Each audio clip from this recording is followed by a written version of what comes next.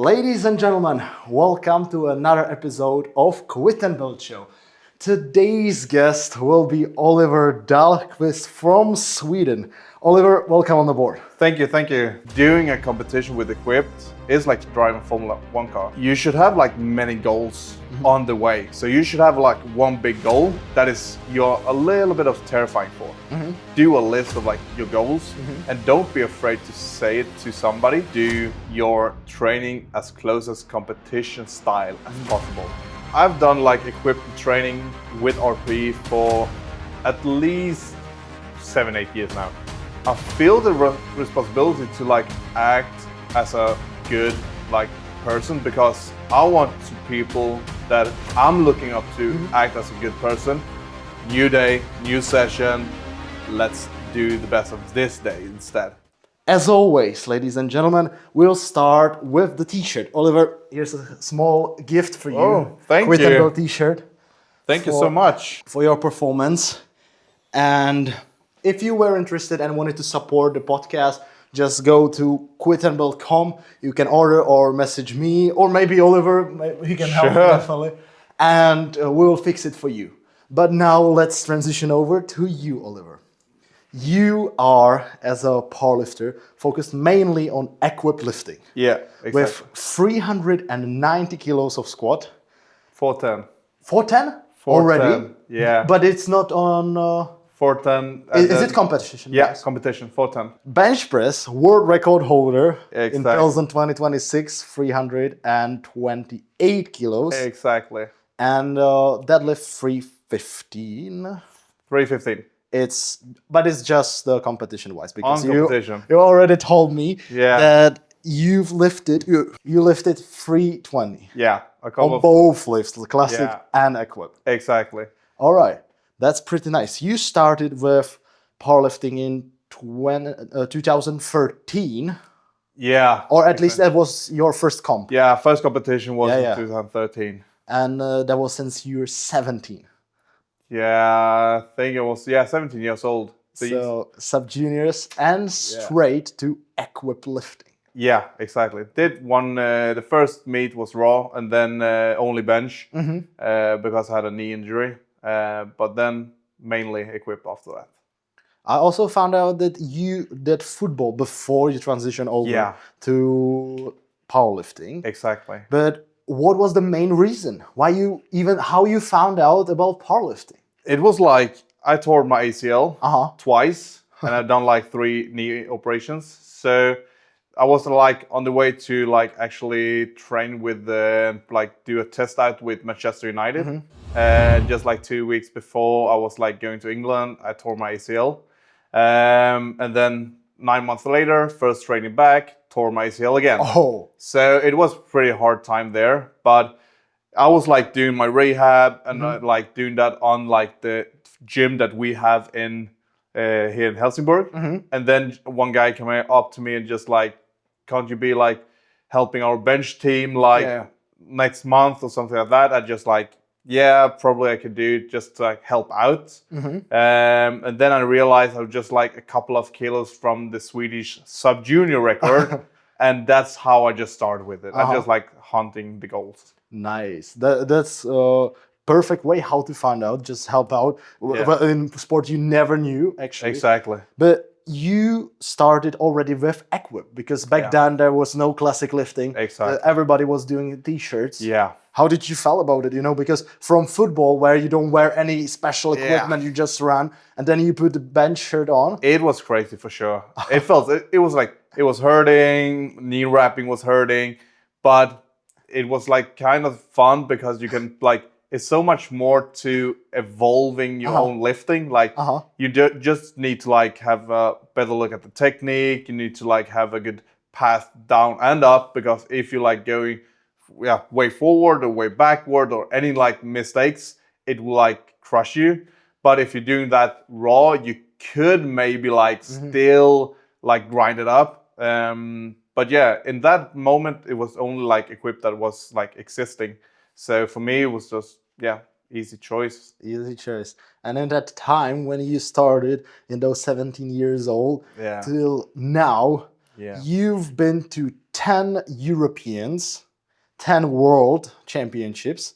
In Europeans, it was always second, third, or fourth, and once a European champion, if I found it correctly.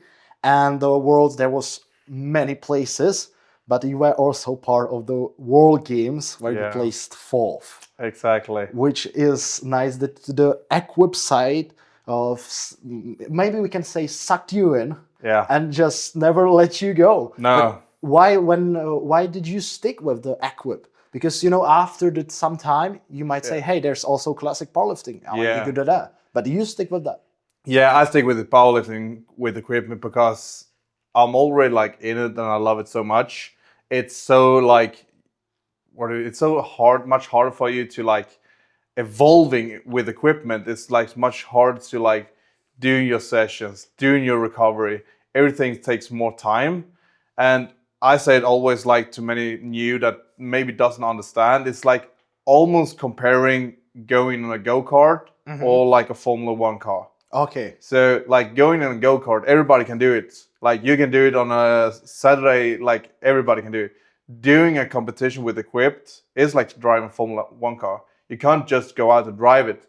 You need to have a lot of practice. You need to learn how it is, how the technique is, how to like evolve with the equipment.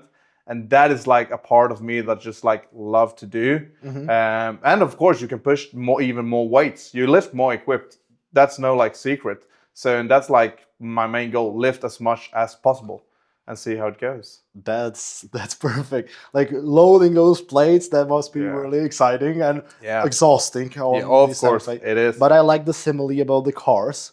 Yeah. But I think it wasn't always like that. Or was this mentality in you from the beginning? Like I've always had like goal settings mind. Like I always have like goals in my mind that I wanted to do. Same when I played football. I wanted to be like one of the best football players in Sweden. Came a long way. Didn't quite manage because of like the knee injuries. So I found powerlifting, and now my main goal is to like do the best that way I can. Like I was like the first Swede to be in the World Games in like 17 years. So just that was like a big accomplishment for me. And then now, of course, more Swedes have been there like last year. But for me, it's just like keep pushing, keep on evolving, keep on like hunting all the goals that I have. And like, I'm not even close to be done. That's really nice. Like, I have a question now regarding that, what you said, that you are really goal-oriented person. Yeah. That's how it feels for me.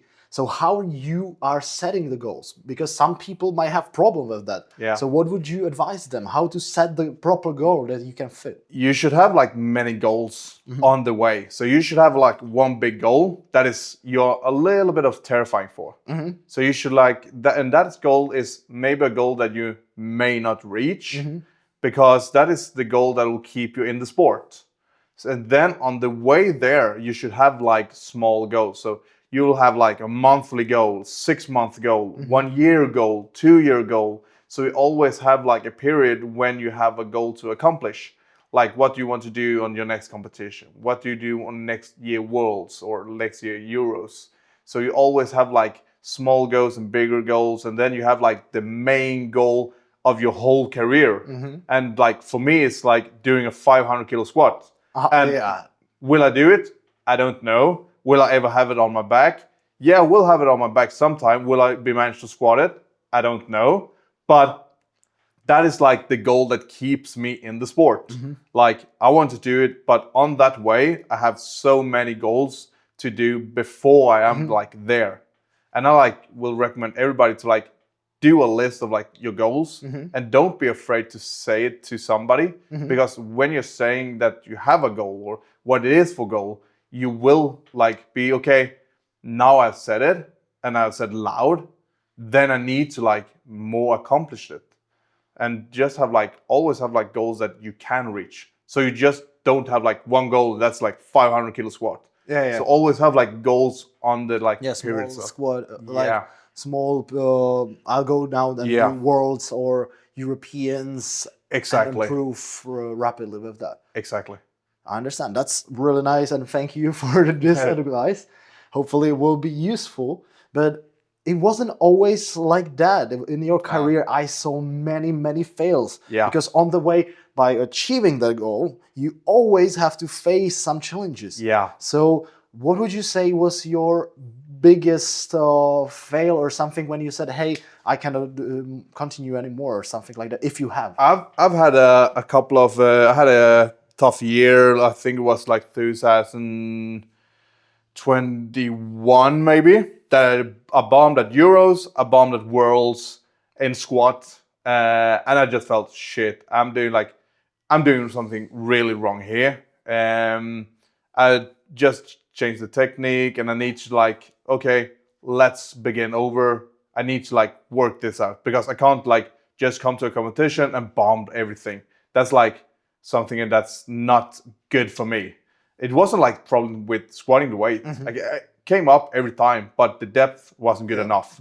So I like talked to my coach. I actually had a new coach just like after those competition. I just sat down with him and just like, we need to like solve this. This is my biggest problem right now. We need to like do something, that because I don't want to be in this situation again. And after that, we just like try to do some adjustment on the training, and now we're like back on the path again, doing some good training, do some like really like competition style training, which is like been the best for me, for sure. That's nice that you can learn from those mistakes. Oh yeah. Let's say physically, but when you're in that mind state, when you bomb out on a competition, how do you feel? If you can describe it a bit closer. It's hard. It's really hard. You're sad, you're angry at yourself, you're disappointed. It's all those feelings, and you need to feel those feelings. It's okay to feel them, but when you have felt it, you need to go on. You need to like feel those feelings, try to forget those feelings, see what you did wrong. So when you have done like those 3 steps, you will be a better situation and a better lifter to the next competition, for sure. Yeah. So that's like the main thing you do, is feel the feelings, for sure. Just take it in. It's okay, but let them go, for sure. Yeah, I understand it. So if I got this correctly, you're saying, oh, in that moment you feel them for sure, but after some time you just need to look objectively on the problem and try to solve it some rational way, not put that much emotions in it. Yeah, exactly. You need to like take the feelings, you need to feel the feelings, because if you don't do that, it will be back of your head all the time, like, oh, I did that last competition, oh, I did that last, and you're thinking about it all the time. You just take it out, feel the feelings, like take those, and just like, if you're sad, cry. If you're angry, be angry. It's totally okay. But when you have felt it, just try to move on. Don't like start to overthink it all the time and try to push yourself down. Everybody that's doing equipped will bomb out sometime. It's 100% sure. You will do it. But after some time, you learn how to like deal with it and deal with the next step and how to evolve from that. And what's your kind of process? You said like these 3 steps. Yeah. But has to be some like smaller steps. You know, when after you felt the first wave of the emotions, how you deal with it on everyday basis. Like, for example, now at the Worlds, I unfortunately bombed out. And of course, that day and the day after, I was really like disappointed in myself, angry at myself, felt sad. And it's okay to feel that. But on like the second day or third day, I started to like think, what could I have done better? Is there something that I could have done better? Is it something that I should have done better? Is it something that I should prepare better before competition? Or was it just a bad day for me?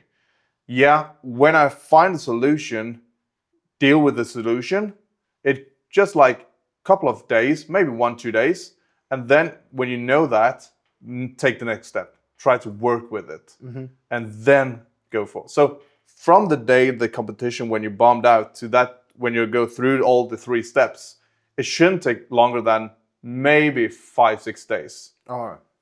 That's like maximum. And the best part is, try to talk with somebody that like, even like talk to a coach, like, what do you think I did wrong? How should we work with it? Use him like every coach should be. Like, talk to him or she, like, what do you think? How should we do? And find a solution. When you've done that, put the competition behind you. Just like, forget it, move on. Yeah. Like, try to see the good competition we have done. Mm-hmm. Like, for me, I know I can bench a lot, and I know I like bombed on a competition that was a bad day for me. But I know I can be a world record holder in bench press, so I know that it isn't like me that the problem is overall. It's just like the day that I did that competition wasn't my day. So move on, be better.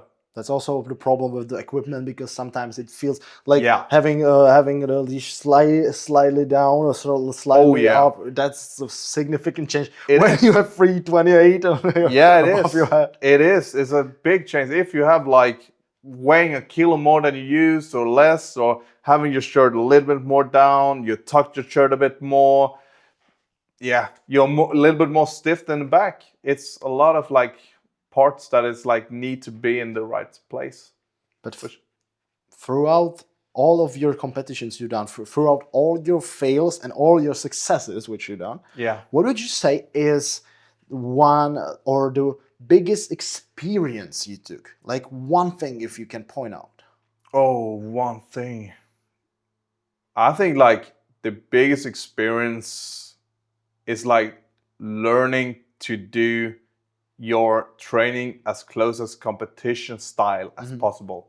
That will help you for sure. Don't do like a squat and think that it will be good on the competition and you're squatting high on training.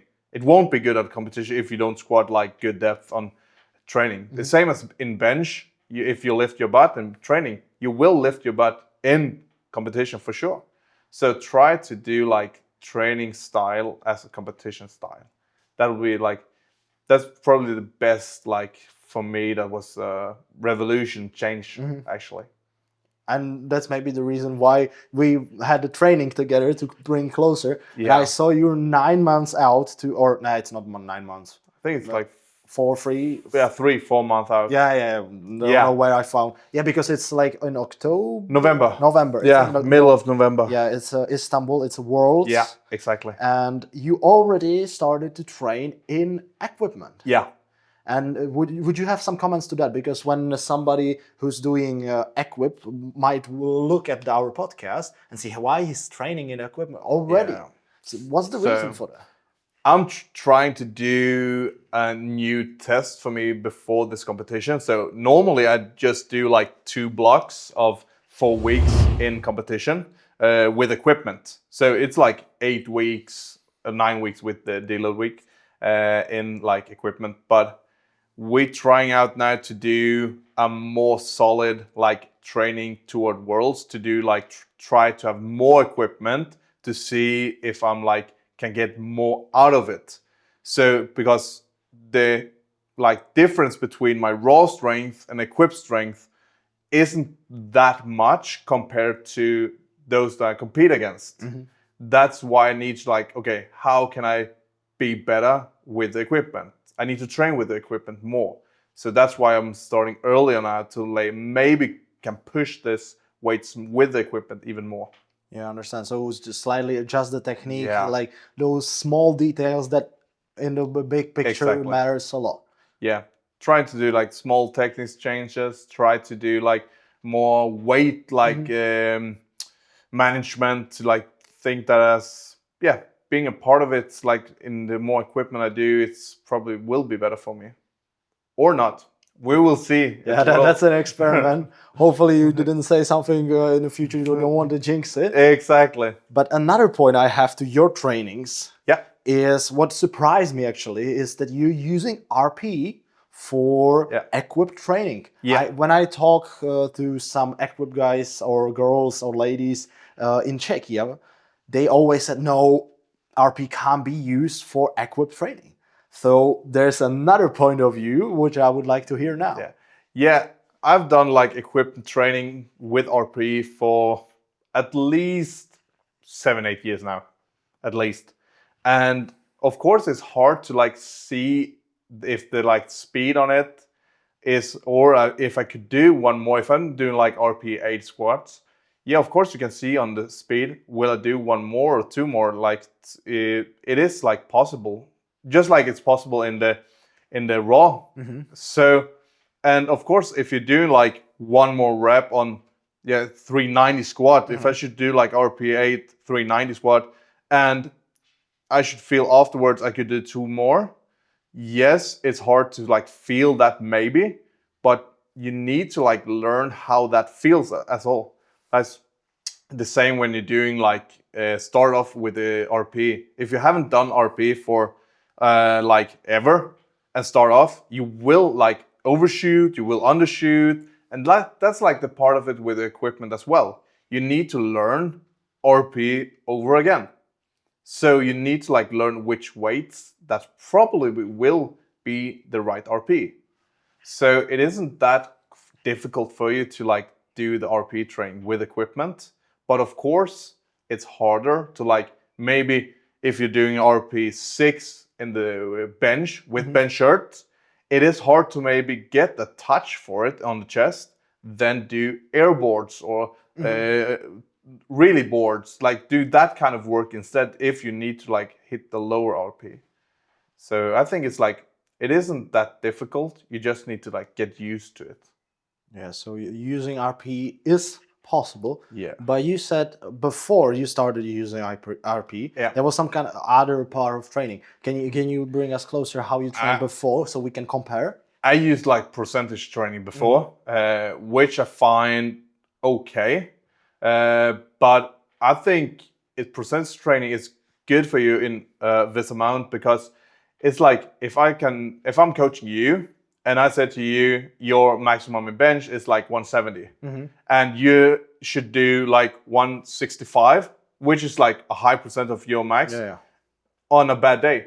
It could be like a bad day for you, and me as a coach maybe doesn't know like if it's a good day for you or a bad day for you every day of the week. So if I said to you, okay, on Tuesday you should do 165, and you have done really much at work, you have a bad sleep, you didn't eat as good yesterday or that day, then your energy level and your motivation won't be as part of like the top days of your like year. But that will also result if maybe you missing that weight, and maybe even like be disappointed at yourself not hitting 165. Then we have another day that I've said to you, okay, you should go on just 120. And you feeling like this is the best day of your life. Why shouldn't you push that day a little bit more? That's like the big question for me. If you're having a good day and you should hit like RP 7 or 8, then the weight can be a whole lot of difference. It could be almost like a PB weight for you, or if you had a bad day, like 140, 130.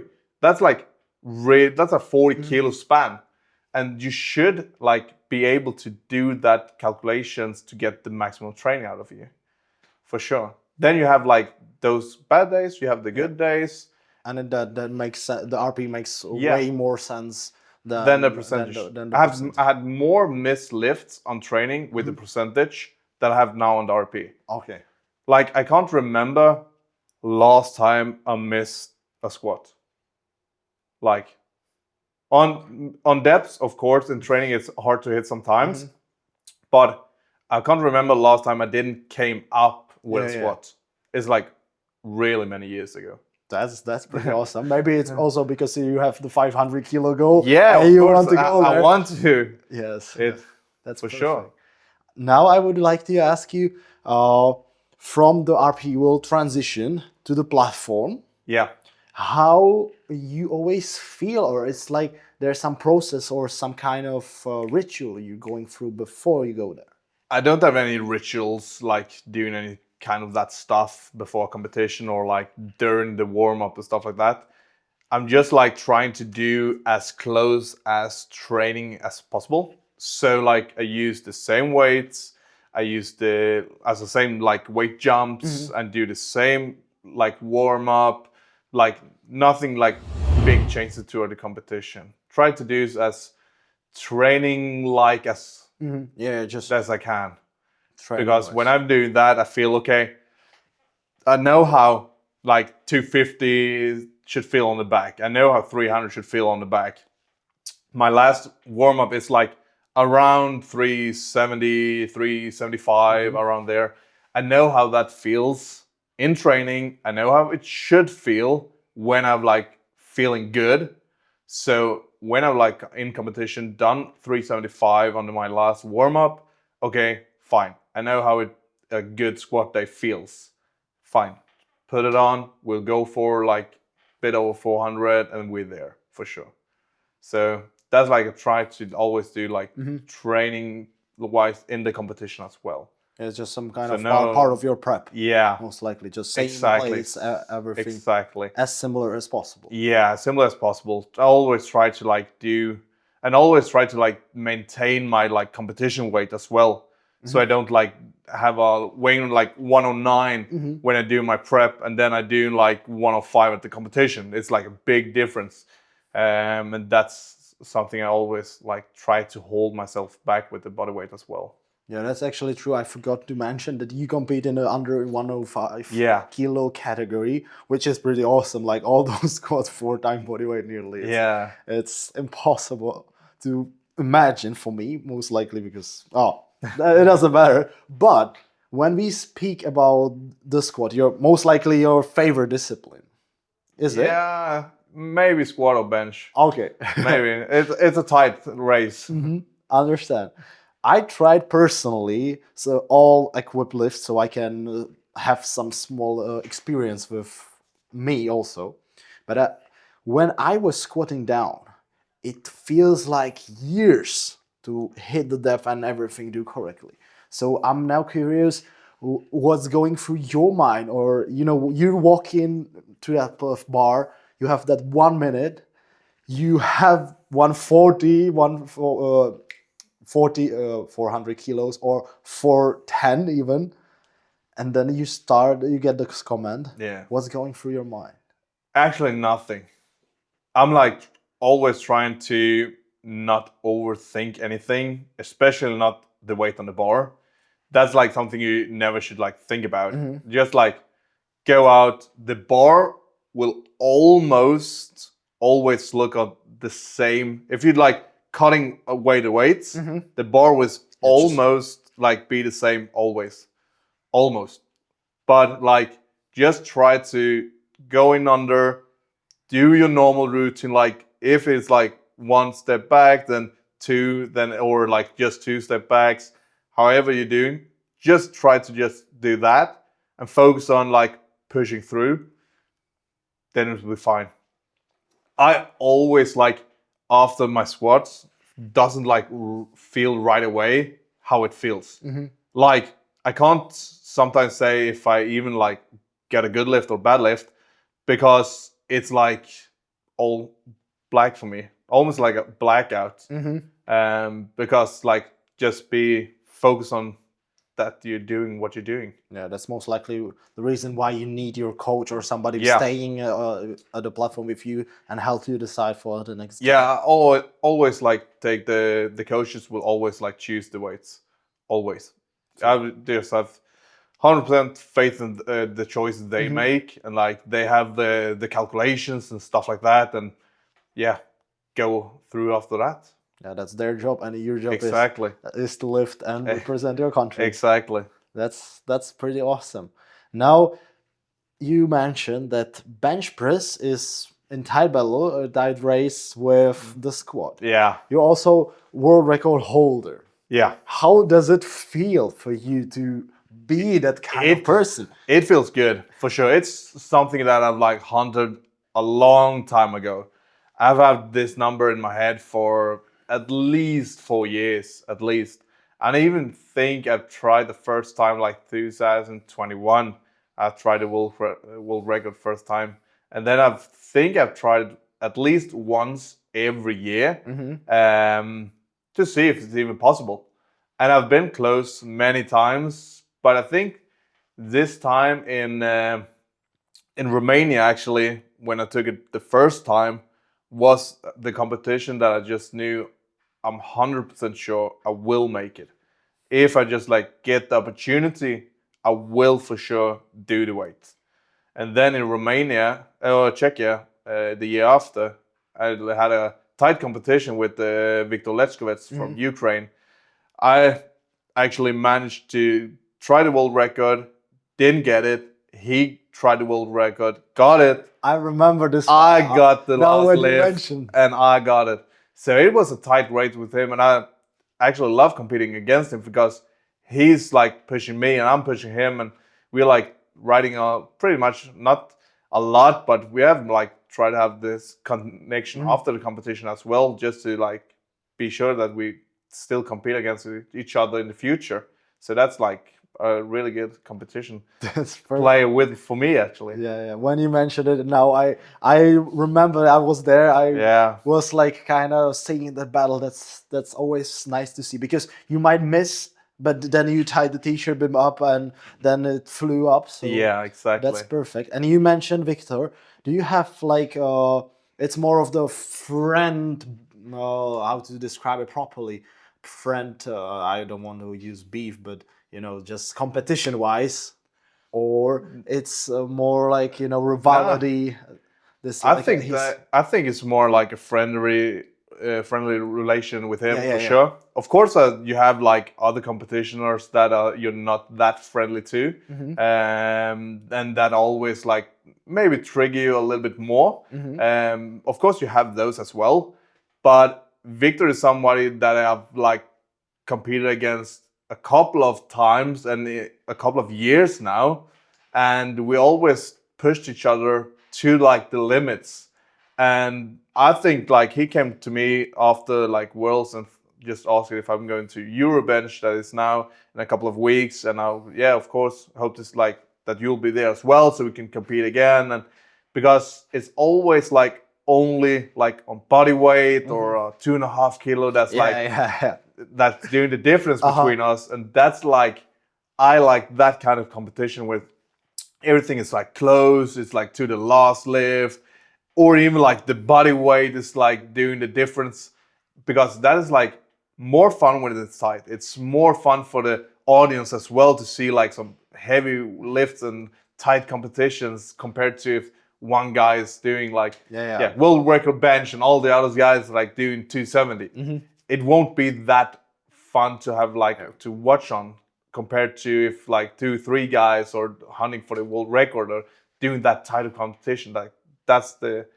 something that I love. Like love when it's tight and good competition. Bringing the fire. Yeah, for sure. It's also fun for speakers to announce it. Yeah. Will Victor be there in the European? He won't be in the Euros. He actually pulled out. He was nominated, pulled out. I don't know exactly why. If it's like the situation in Ukraine that is now or something like that. But unfortunately, he won't be there. So I hope to see him at Worlds at least, or Euro next year. We'll see, but hopefully soon again. That's nice to hear that you also love these kind of battles, and that's When do you feel the pressure on you when there's like this tight battle? No, I don't feel the pressure. I'm more hyped up. I'm feeling like, okay, this is like it. This is now it's like need to do the weights. I don't feel, if you're going to training, I'm pulling on 328 or 328 and a half to do the world record. I could try that 5 times if I want to, but you can't do that at a competition. You have like 1 or 2 shots. That's it. So when it's time, and that's when I'm like putting on the fire and putting on the most adrenaline that I like could possibly do. That's awesome to hear. Now, when we talked about the world record and these type of fights, is there some kind of, and also about the pressure during the comp, but what about right now? Because you're now making podcasts, you also personal trainer, or do you have your own coaching system? Yeah. And you're the guy who others might see as some kind of idol or icon. Do you feel that kind of responsibility in that? I feel the responsibility to like act as a good like person, because I want to people that I'm looking up to act as a good person. So I feel like if you like coming into our gym, everybody's equal for me. Like it doesn't matter if you're totally new to the gym or you're a world record holder or you're a world champion. Everybody is like equal. If you're using the squat rack, yeah, then you are using it. I can't like just because I have a world record or somebody's a world champion, European champion, they can't just push that guy or girl away.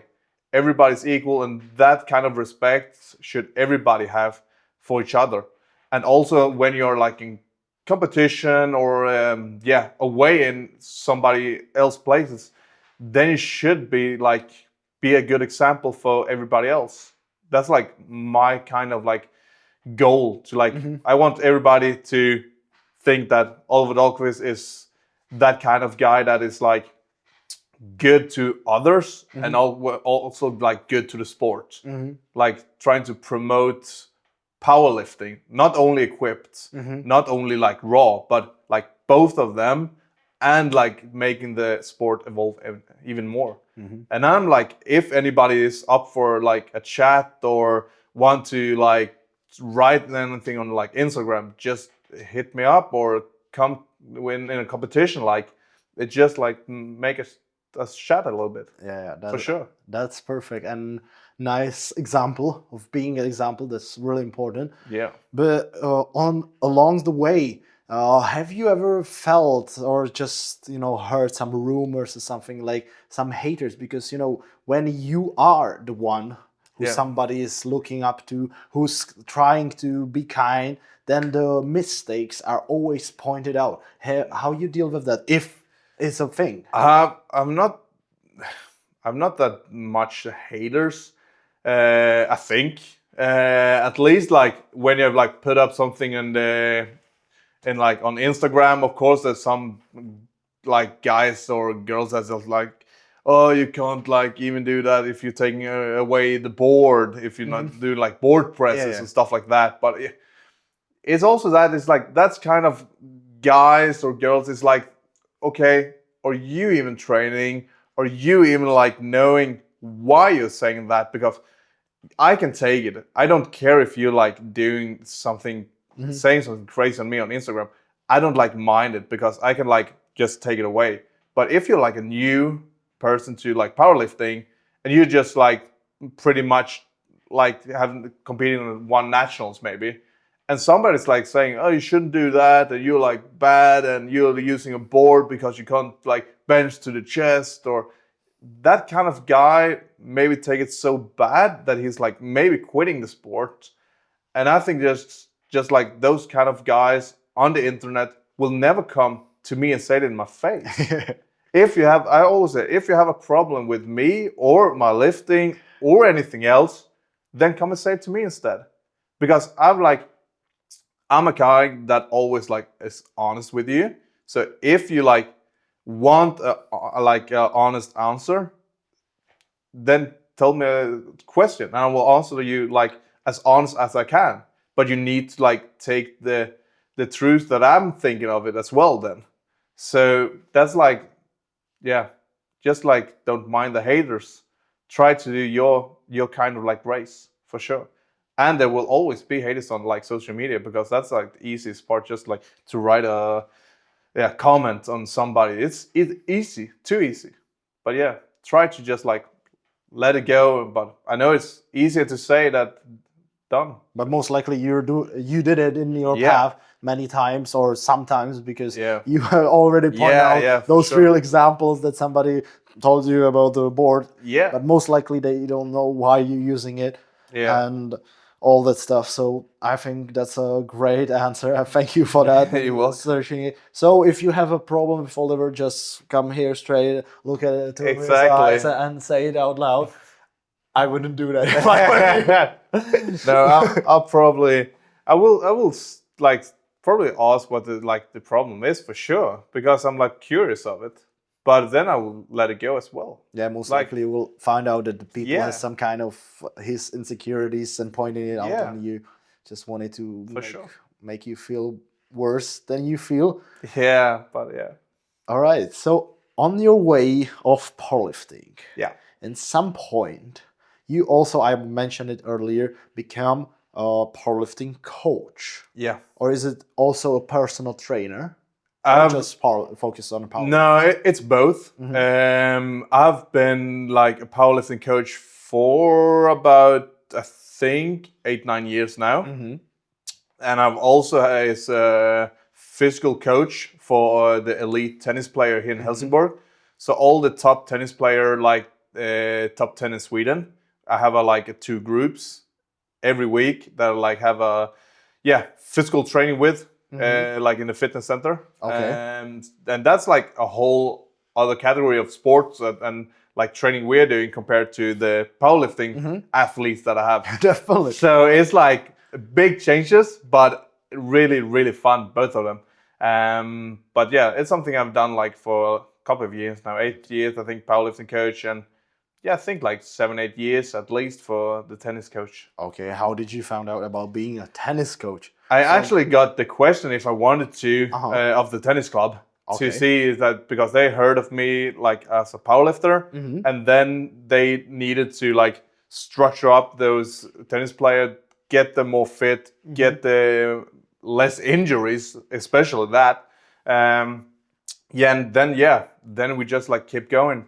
And now after, I think it is like 7-8 years I've been there now. Last year they've been the best Swedish club in Sweden tennis wise. So it's like really, really good for them. And it's fun to be a part of it as well, because yeah, as I said, you need to like think a whole lot of difference with those tennis players. They can't get like big and like good quads and big back and stuff like that. They need to be like fast. They need to be injury free. They need to like move quick when it's like rotation stuff. And so it's very, very.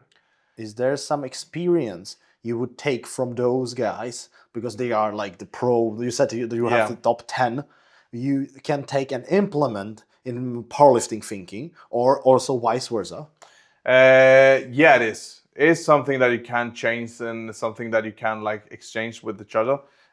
Pretty much like every like mobility training for sure, recovery training for sure, prehab, rehab, and also like the mentality of like how you're going into a competition. Like many tennis players that maybe like going to nationals and you're ranked maybe 10 or 8, maybe that sometimes they're like thinking, oh, I can't win it, I'm just 8th ranked. But if you're coming in with that attitude, you will be 8, 9. You need to think that you can win over somebody else, because it could be that close race if like you're meeting a 3rd rank and you're like 8th ranked. If that guy or girl is having a bad day and you're having a good day, you can win. The same in powerlifting. Just because you're 8th ranked doesn't mean you're gonna end up 8th. You can come to the podium, because it could be something that bombed out, getting injured, having a bad day. The referee is calling maybe some crazy calls. It could be anything. It's the same like mindset you have to do in tennis. That's they need to keep working with. Like, don't like just get in and I think that's a perfect example of that kind of thinking. Yeah. We might also implement to our, because, and especially in equip, there's a high probability that some people above you will bombed out. Oh yeah. Maybe we all ever know. Yeah, we know it. It's sometimes it's always like opening a bit too heavy, or like the referee is giving crazy calls, or everything can happen. So you training tennis players, Yeah. taking the mentality from them and implementing into the powerlifting, and also you're the powerlifting coach. How did you decide to become one? It wasn't like a deciding thing. I just was like one guy that was like asking me if he could like getting any help, and I just like, yeah, sure, I can help you, I think. And then I've like worked a lot with like some other guys around. I've been like on many conferences, many like educations and stuff like that. So during all these 8 years, I've like, I don't know if how many like hours that I've been like reading and evolving myself to be a better coach. It's like almost like like 2-3 years, like just education stuff, just to be like the best coach I could be toward my athletes. But yeah, it wasn't like meant to be. I think just I happened to be there. Came along the way. Came along the way. Like somebody was asking to getting any help, and then just like the spread that I was a coach, and yeah, more came along. It worked. For sure. And then you started Dahlkvist Strength System. Yeah. Can you describe it more? What is it? It is like my own company. So doing like powerlifting coaching, coaching all the other federations, like or all the sports, like for example tennis, doing workshops, doing like personal training here in my gym that we are in right now. So yeah, overall much coaching stuff. Understand. How many athletes do you currently have in that system? Powerlifting, I have like 12, 13 lifters right now. That's like involving in powerlifting. Tennis players, 30, I think, around there. And normal training that's just like not competing right now is probably around 5 till 8, I think. All right, and this is like your main job right now? Focus? No. You're still doing some, this is like just a side business. Job. Okay, is it allowed to say it out loud what you're doing as a job? Job? I'm working on a chemical factory here in Helsingborg. So I'm working shift, day or night, 12-hour shift. So I'm working 5 days and free for 7 days. Okay. That's nice. That's nice. So you need something to fill space. I need to fill out the space, and I also think it's like I have like not a hard time sitting down and take it easy, but I love when I have something to do, and like and evolving myself, personality, like wise, for sure. If there's something, or let's say just take it easy, one thing you would point out as a main game changer for your personality, what would it be? I think it will be the goal setting for sure. I have like goal setting for everything, even like in my normal days, which sometimes is a bit crazy. But yeah, I'm trying to be more responsibility about the goal setting right now compared to a couple of years ago.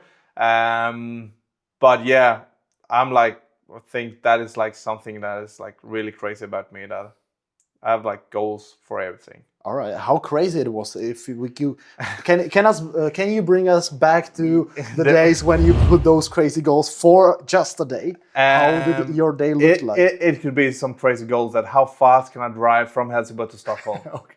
It's like I don't recommend anybody to do it. No. And I took like the time I started my clock. Just okay, good. Now we're starting, and then I drove as fast as I could to Stockholm, and see how fast I could. Same time to Gothenburg, to even from Malmö to Sweden or to Helsingborg. So yeah, some kind of crazy. I'm even glad that I haven't like lost my license. You were driving in a limit, you know those. I pushed my car to the maximum limit when I was like driving that. The maximum limit allowed on the roads. Of course. One time. Sorry. No, it was like it should take around 6 hours, a little bit more maybe, to like drive to Stockholm, and I did it on 3.5. Okay. So yeah, it was something that maybe shouldn't been done. And now when I'm like getting older, I'm more. I think I'm more responsibility of like my goal settings. More responsible. That's important. Yeah, for sure. So now you're setting more like today I need to do this, and it doesn't matter how long it will take. Does the time play the role in your goal setting? The time plays a role, because I don't want you to make goals that takes a whole lot of time if you're doing like normal goal setting for the day. Like if I have like 3 things that I want you to do, then I'm trying to do it as good as possible, but as fast as possible as well. Just like have free time as well.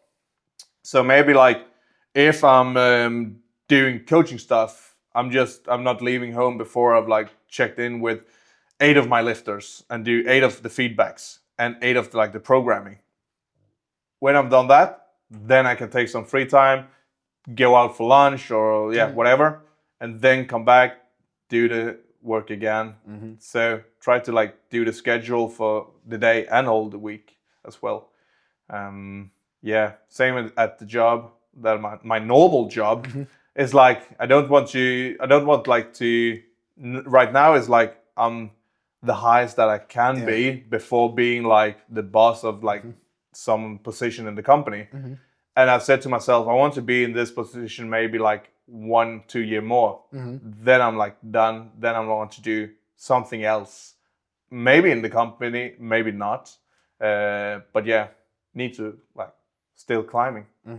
I understand. And that's a perfect way of setting goals and working with the time. Yeah. Now the question, how, like, let's transition back to the beginning when we talked about you being coach. Yeah. How do you work with your athletes? Especially, well, not especially, but we'll talk just about the powerlifting side. The powerlifting side, I've like always start off with a FaceTime call, just to like get the background, get like how they're been training before, injuries, competitions, goals as well. And then they like get a feeling of how I'm working. I always like they get 1 week each week at the programming. I'm using an app for that. Feedback will come each week as well. They have like connection to me. I will answer like within 24 hours, often way quicker than that. And then we'll like keep connection like every week. So I have like not the control, but I have like information from the lifters every week. So I will know if you are injured, if there are any special things I should know, if there are like, close competition and you need to like maybe have a call with me, just like calm the nerves or something like that. Yeah. So like, I want to be the coach that is like a close one to your athlete. And I want the athlete to feel that I'm like in there's ring corners cheering on them. Yeah. I want the feeling that I want to the athletes. That's perfect. That's really nice. And you train also classic and equip, or do you specialize just both? That's really nice. And you also travel throughout the Sweden to other competitions to handle them, or how you have handled this situation? Because Sweden is kind of big. Yeah, it's big. It takes a lot of time. But no, I'm if there are like nationals, I try to be at nationals to handle them. But it's just like a normal competition, like a regional or stuff like that. It's too hard to be on the same place as many times once. So if it's nationals, I try to be there. But on other competition, I will have everything planned for them. They have a plan A, they have a plan B if something will happen. And always have like a second chat with them before the competition, so everything's like under control. I understand. What is the one thing that's my favorite phrase for this podcast? You think today's or present day powerlifting coaching world lacks? I think I don't know if it like lacks something, because there are so many coaches out there. The only thing I think is like there are so many that are saying they are powerlifting coach just off like 1 year as a powerlifter. They need to have more information. You can't go out and say, I'm a doctor. Yeah. That's like, you need to be educated for it. And I think many people need to evolve their education more before taking on the responsibility to say that you are a powerlifting coach. That's like the main reason I think it's like the most important stuff. For sure. Understand. And what makes you special from the others? If you have to, you might encounter some other coaches. So what's I don't want to like say I'm like special in any kind of way. I'm like I'm just trying to make my athletes as good as possible. and always try to be as humble as possible on the way. And when there are like any situation that they have any issues and stuff like that, I always try to like be there for them. If they are, bummed out, injured, or anything else, like try to be there and always like be the coach that I said before is in the ring corner, being there for them. That's like the main goal for me that the athletes should feel. That they have like feeling that I'm always standing beside them or back and just like, okay, I know that the coach is like supporting me, trusting me. Like that's the main goal for me, for sure. There you got there 6. Understand. What's the biggest experience for a while? You said you've been coach for 9 years? Yeah, around 8-9 years for sure. 8-9 years. Throughout that, there must be so many experiences. Yeah, it is. One you can point out? It's not like experience-wise. It's like more like a what do you call it? Like when you get something that like you realized before that you didn't knew. It's more like the girls that you're like coaching are so much better training-wise and adapting to training and recovery. So under all these years, I've learned that I can program so much more volume, so much more training in like the girls training compared to the guys training. And also like the recovery wise, the girls are recovering much faster compared to the guys as well. Okay. So it's a big difference between girls like coaching and how I coach the guys. Okay. How did you find out about it? And what might be the reason? Because I never heard about it actually. Yeah, I don't know. I think it's like more biologically, like how we're built and how like all that kind of stuff. I found out actually in a study that I was reading how the training wise was for like it's the same when the girls have like the period and stuff like that. Yeah. You can like if you're hitting the right week during or after the period, they're like much stronger or weaker. Like if you can hit that in a right training wise, they can like get a ton of like good training. And the same like recovery wise, if you like learning how to the recovery are for them and how they are like evolving, then you can push their training in a whole nother level. The guys will always like try to push as hard as possible. It's always like that's like the main guy problem. Like that's the testosterone, you know. Yeah, it is. It is one that you most likely when feel you train like a into. 14-year-old guy that like he's increasing every week and he's like the testosterone is like out of the ears and stuff like that. It's crazy for sure. I understand. So this is the biggest experience you might point out, and that's and it's so like I've like been coaching a couple of like girls during the years, and I think it's so good for them to like have that ability because I can see when they have like deload weeks and stuff like that, they're like recovering so much faster and they're like having a good time of like volume and like hitting a good time of like PRs week after week and like every year. So it's fun. It's really fun. That's perfect. I think with that said, we can conclude our training period of our podcast. Yeah. And now we can transition over to my favorite part and my favorite question. And that's, what would you do if you died in 6 months? Ooh. I probably will try the 500 kilo squat for and then you would die. Yeah, probably that'll be the day that I die for sure. But yeah, I probably would spend a lot of time with the family. I think for sure. I won't like do so much of the powerlifting stuff. I think my family will come number one. Spend time with those people that I love. Yeah, training wise, try the 500 for sure. Try the 400 bench for sure. And then just, So you would still continue with powerlifting, even though you knew you have just 6 Yeah, months. I think it, because powerlifting is something that makes me happy to do and make me feel good. So I will still keep going, like try to not like change too much. But yeah, then just a lot of time with the family for Family. sure. That's So that's family is number one.